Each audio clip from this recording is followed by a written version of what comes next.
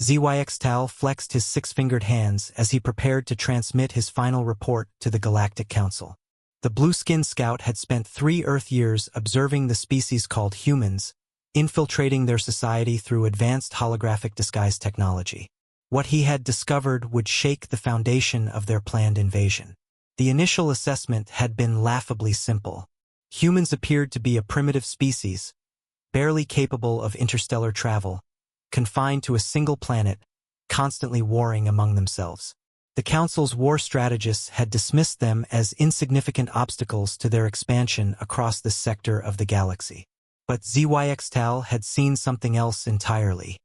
He began recording his transmission, his voice steady despite the tremor in his secondary hearts. Council Command, this is Scout Unit SpaceOper, designation 7749. I am submitting my final reconnaissance report on species classification. Human. The holographic display flickered to life, showing footage he had secretly recorded during his mission. Initial observations confirmed the preliminary data. Humans engage in frequent territorial disputes, possess limited technology, and demonstrate typical mammalian behavioral patterns. However, further investigation has revealed complications. The first video showed a human female named Dr. Emily Rodriguez working in a laboratory. SpaceOper had observed her for months, watching her dedicate 18-hour days to developing a cure for a disease affecting children she had never met. Her colleagues thought her obsessive, but SpaceOper witnessed something his species had never encountered. Pure altruism driven not by genetic programming or social hierarchy, but by an inexplicable force humans called compassion. Humans possess an unusual capacity for what they term empathy, SpaceOper continued. This trait allows them to experience the emotional states of other individuals, even those genetically unrelated to them. This should make them weak, yet somehow it amplifies their collective strength. The next footage showed Captain Marcus Thompson, a military officer SpaceOper had shadowed during a natural disaster response. When the earthquake struck the remote mountain town, Thompson had violated direct orders to evacuate his unit, instead leading them into increasingly dangerous rescue operations. They saved 47 civilians, including members of an enemy nation's diplomatic mission. They regularly sacrifice individual welfare for the benefit of others, not through hive mind compulsion as seen in the Zarathi, but through conscious choice. This behavior extends beyond family units, beyond tribal affiliations, beyond even species boundaries. SpaceOper's third recording captured something that had fundamentally altered his understanding of warfare.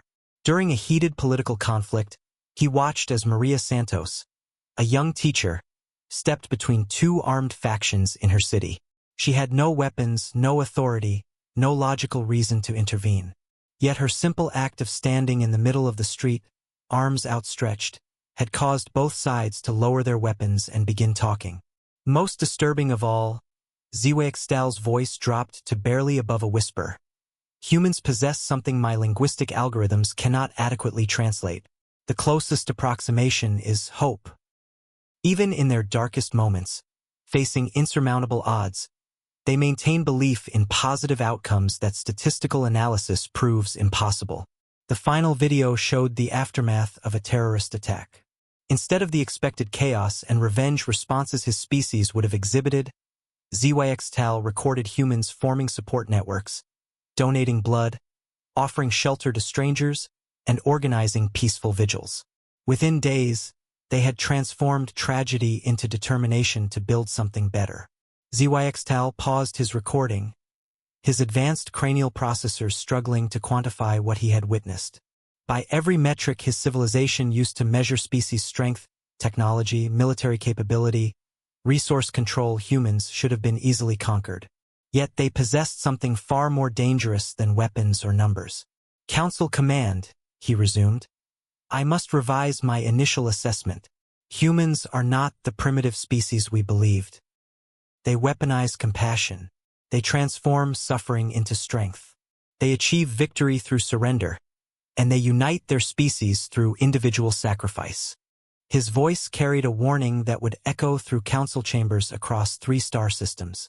Recommendation: Abort invasion protocol immediately. Humans are not a species to be conquered. They are a species that conquers through being conquered.